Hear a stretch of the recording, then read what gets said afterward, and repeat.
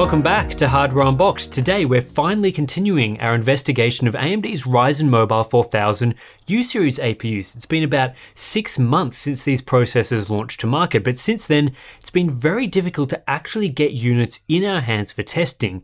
That is until this month, when it seems like every company has decided to finally release stuff. Earlier in the year, we looked at the Ryzen 5 4500U, a 6-core, 6-thread, 15-watt APU, which ended up outperforming Intel's flagship Ice Lake processor, the Core i7-1065G7, on average. It also easily beat the Core i5-10210U in our testing and absolutely slaughtered AMD's older Ryzen 5 parts. The efficiency of Zen 2 and TSMC's 7nm process node is no joke. Today, we're effectively moving up one notch in the stack to look at the Ryzen 5 Pro 4650U. While this is a Pro Series SKU, and I'll talk a bit about the differences between Pro and non-Pro in a moment, it has the same APU specifications as the Ryzen 5 4600U. The reason we're testing the 4650U and not the 4600U is that the 4600U is basically absent from the market right now, with most manufacturers choosing to use either the 4500U or the 4700U as Ryzen 5 and Ryzen 7 options. The 4600U, being a higher tier Ryzen 5 part, hasn't attracted a lot of interest. Meanwhile, Lenovo and several other brands creating professional enterprise-focused systems have shown interest in the Ryzen 5 Pro 4650U, so it's been much easier to get one for testing. There's no 4500U equivalent in the Pro lineup. If you want Ryzen 5, it's the 4650U, so I think that's played a bit of a part. In any case, today's testing of the 4650U should also give you a good idea of how the 4600U would perform, given the specs are the same. And what are those specs? Well, the major difference between the 4650U and the 4500U is the introduction of SMT. The 4500U has just 6 cores and 6 threads, while the 4650U bumps that up to 6 cores and 12 threads. While the base clock has decreased slightly down to 2.1 GHz from 2.3 GHz, the boost clock remains the same at 4 GHz. With the addition of those extra threads, we will see a performance benefit in practice, even within the stock 15-watt power limit of these parts. On the GPU front, all Ryzen 5 parts have the same Vega 6 GPU, even the 4500U. This means we're getting 6 compute units clocked up to 1500 MHz, and we'll briefly discuss iGPU performance, but realistically, there shouldn't be much of a difference between the 4650U and 4500U in this area. Memory support is also the same at either DDR4 3200 or LPDDR4X 4266. With the specifications of the Ryzen 5 Pro 4650U being identical to the 4600U, the benefits of the Pro SKU are mostly on the features side. Pro SKUs support enterprise-level management and security features, which are crucial for commercial settings. Think big businesses buying or leasing thousands of these units. There are also some software and ecosystem guarantees from AMD, the idea being to make the system as compatible with an enterprise setting and its IT department as possible. Of course, there is nothing stopping a regular end user from just going and ordering one of these systems for personal use. It will work fine and operate just like a non-pro machine if you don't require any of those features. The model I bought, for all intents and purposes, is basically a Ryzen 5 4600U system with the way that I would use it, but in a commercial setting, those extra features are also there if needed. So the model that I purchased for testing, and big shout out to our Patreon members who make buying hardware like this possible, is the Lenovo ThinkPad T14. Looking at Lenovo's lineup, this seems to be a classic mid-range to entry-level business-type laptop. There's also the T14S, a thinner model, and the premium ThinkPad X13, which all offer Ryzen Pro SKUs. I bought the T14 over those options because it was cheaper. That said, I did configure the system properly for testing, so in addition to the Ryzen 5 Pro 4650U, my unit has 16GB of DDR4 3200 dual-channel memory and a 512GB SSD. I opted for the basic 14-inch 1080p 250-nit display option, but this is a poor quality 65-ish% sRGB display, so I wouldn't recommend it. I think spending the extra cash on the 300-nit option should get you full sRGB coverage. This normally isn't the sort of laptop I'd personally buy, so I'm not going to offer too many other comments on it. This isn't a review of the ThinkPad T14 after all, although it does seem quite similar to other ThinkPad models I've used, and I know there are a few ThinkPad fans out there. There is one other note before we get into the benchmark results, and that is on APU boost. Lenovo is using a very conservative boost level out of the box with the ThinkPad T14, barely ever boosting above 25 watts before settling to long-term power usage around 22 watts.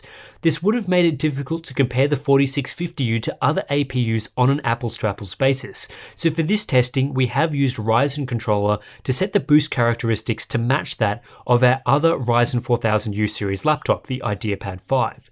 This means that for the following tests, the 4650U boosts up to about 40 watts briefly, before settling into a longer 2 to 5 minute boost of around 30 watts, then dropping down to its rated TDP, either 15 or 25 watts in the charts, and the 15 watt configuration does have a shorter boost period in keeping with default class behavior.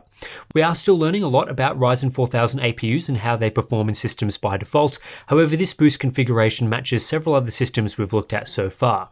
In any case, it should give you an idea of performance in as fair of a comparison as we can get, noting that our Intel configurations as well often boost up to around 35 watts before settling into 15 watts long term. Let's kick off the benchmarking with a look at Cinebench R20. This workload largely runs in the processor's boost state. However, the results here are an average of 3 consecutive runs. The Ryzen 5 Pro 4650U does deliver a noticeable performance improvement over the Ryzen 5 4500U, with both the 15 watt and 25 watt configurations showing about a 20% performance improvement in the multi-threaded workload thanks to the addition of SMT. However, as boost clocks for these parts remain identical, there is no difference to single core performance. With this additional performance gain due to SMT, we see the 4650U holding a substantial performance advantage over Intel's Core i7-1065 G7. AMD's mid-range part has 6 cores, whereas Intel's Flagship has just 4, allowing the 4650U to deliver up to twice the performance at a 15 watt configuration. However, single core performance in this workload is very similar between Ice Lake and Renoir. And just finally, you will see very impressive results from the Ryzen 5 part up against Intel's 45 watt H-series processors of the same core count. While the 4500U was able to get close to the 10750H, it ultimately fell behind at a 25 watt TDP. The 4650U though powers ahead, offering up to 15% better performance at a lower power level. That's pretty crazy given this APU is seen in thinner and lighter designs. Handbrake, being a longer term test, gives us a good look at how performance fares when each processor falls back to its long-term power state. The gains that SMT provides here are more modest, just 8% in the 25 watt configuration and 16% in the 15 watt configuration. With that said, this merely extends the lead AMD has on Ice Lake, delivering at least 60% better performance in a power equal configuration. While AMD is able to give H-series-like performance in a U-series form factor with Renoir, the same cannot be said for Intel's 10th gen parts. It's a similar story in Blender. This was one of the strongest results for the SMT-enabled 4650U, delivering upwards of 25% better performance with the doubled thread count. This once again leads to a huge performance lead over the Core i7-1065 G7, roughly 2 times the performance, with AMD more competing in the H-series class with parts like the Core i7-10750H, even when the AMD APU is configured to just 15 watts. And as we work through another longer-term multi-thread workload, we see another situation where Ryzen delivers better performance. In Chromium compilation, SMT improves performance by 22% at 15 watts and 17% at 25 watts. This allows the 4650U to deliver about 50 to 60% better performance than Ice Lake in this workload, although we are a step behind H-series performance here. Then for CY-GWIN compilation, again, Ryzen is the better choice, although the gains from SMT are lower in this workload as it's more lightly threaded. Next up, we have some shorter workloads. In our Microsoft Excel test, which is a multi-threaded but cache-heavy test, the Ryzen 5 4650U gains about 10% to performance thanks to SMT. This allows the 15 watt configuration to outperform a similar Core i7-1065 configuration. However, at 25 watts, that reverses in favor of Intel. This is because both power configurations of the AMD part deliver basically identical performance, while Intel benefits from the increased power target. In PC Mark X's productivity test, there isn't a huge performance gain with SMT enabled, with the 15 watt part mostly benefiting here. Still, Ryzen is able to deliver a single-digit performance gain over Intel for general productivity workloads, which is respectable. Similar story in the lightly threaded PC Mark X Essentials workload. Adding SMT to the Ryzen 5 part doesn't deliver a notable performance improvement for things like app loading and web browsing, and there's also not much separating Ryzen or Intel. With that said, it's good to see AMD delivering competitive single-thread performance, an area where previous parts have been annihilated by Intel's mobile offerings. In 7-zip, we see some of the largest performance gains for the SMT-enabled Ryzen 5 Pro 4650U.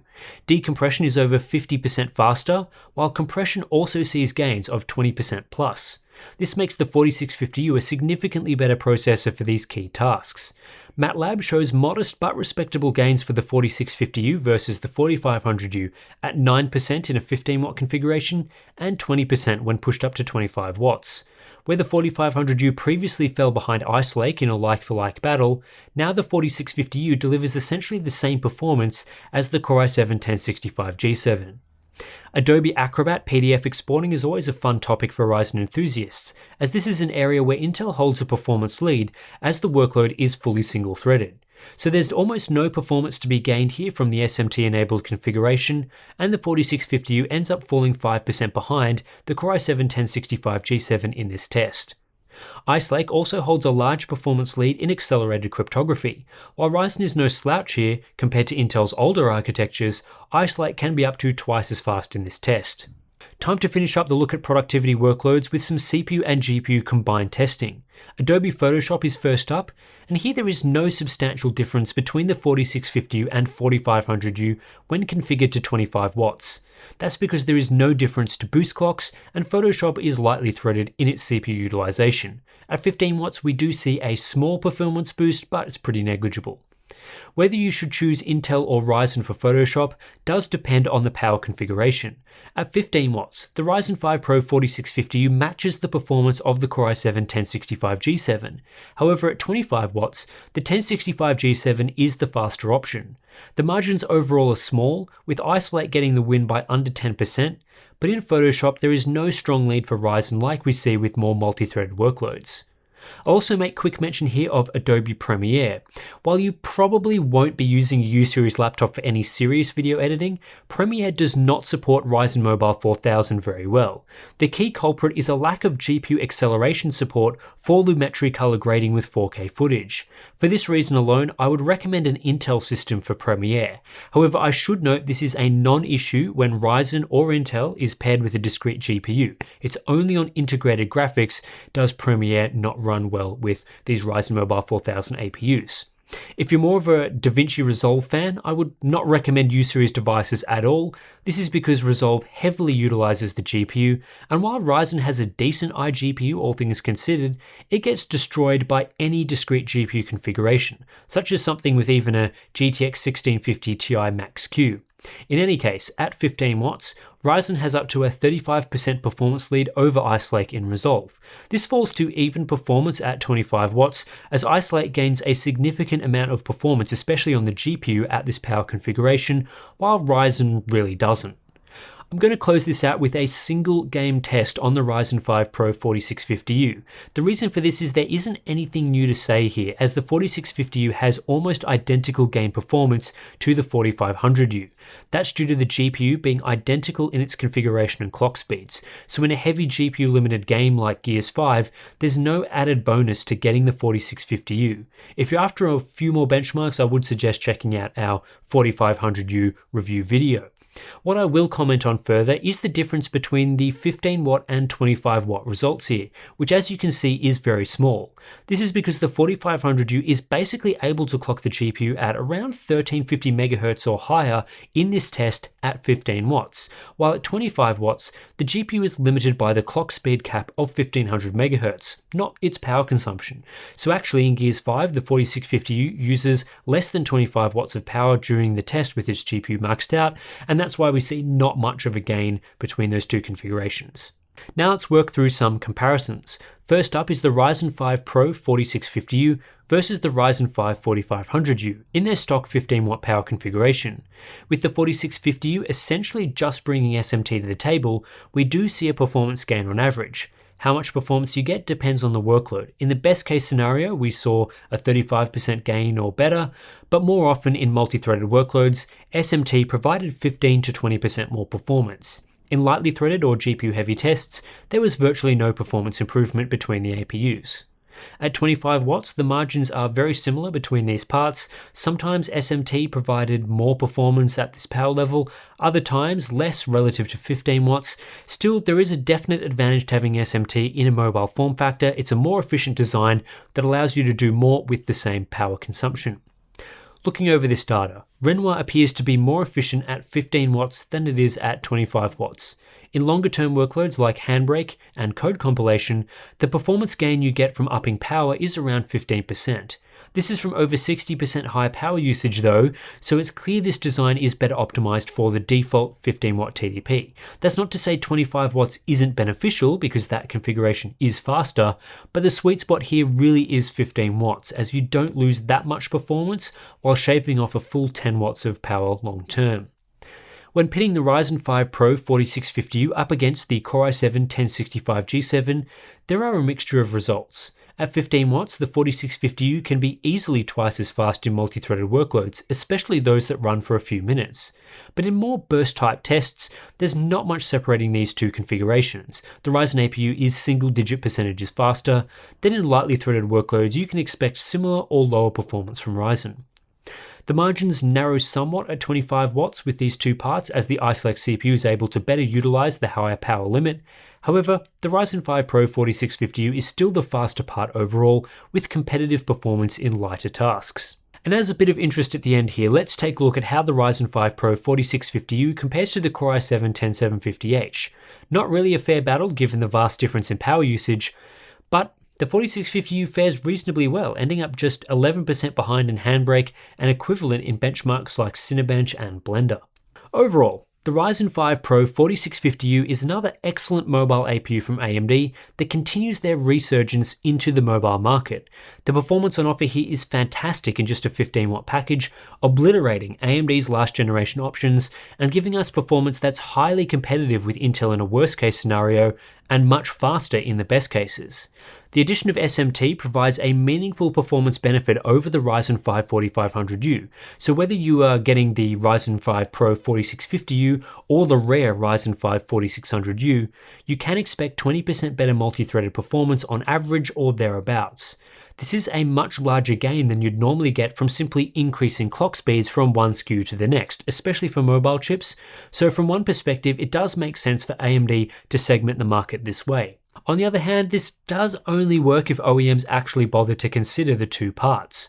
Right now in the market, for consumer devices, the Ryzen 5 4600U is basically forgotten, with OEMs strongly favouring the Ryzen 5 4500U as a mid-range option. I'd have much rather the 4600U become the default choice given it's faster at the same power level, but I'm sure there are some price considerations here, and without knowing unit pricing, it's hard to say which is better value for OEMs. But that's talking about the mythical, although likely identical 4600U. What I actually tested is the Ryzen 5 Pro 4650U.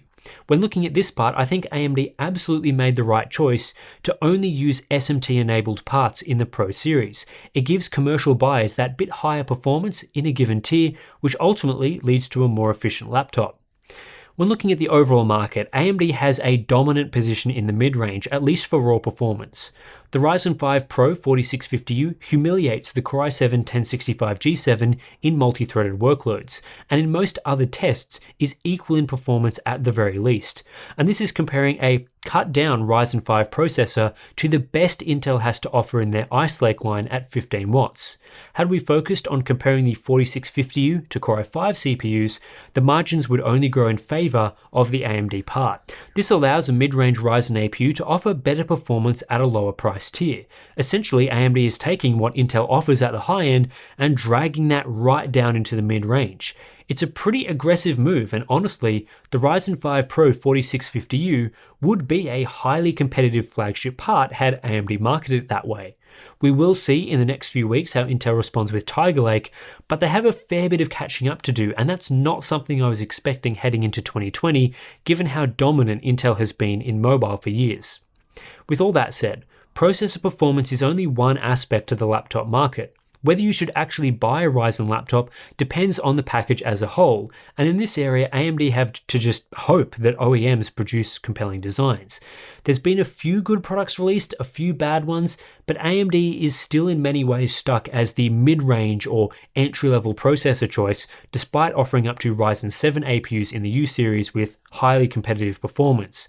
That needs to change and should change for the overall Ryzen platform to compete with Intel as best as it can. That's it for this look into the Ryzen 5 Pro 4650U and hopefully the Ryzen 5 4600U as well. So hopefully you guys have learnt how SMT affects these U-series processors and which way you should go if you are deciding between various different laptop options. If you want to support all of our laptop testing and allow us to buy even more laptops to test, the best way to do that is through our Patreon page. Links are in the description below. You'll also get access to things like our Discord chat, monthly live streams, behind the scenes videos and all that sort of thing. Also, subscribe for more laptop testing because we're just about to look at the 4700U and hopefully the 4800U as well, completing the rest of the U-series offerings from AMD and then getting into Tiger Lake very soon. So yeah, that's it. Thanks for watching. I'll catch you in the next one.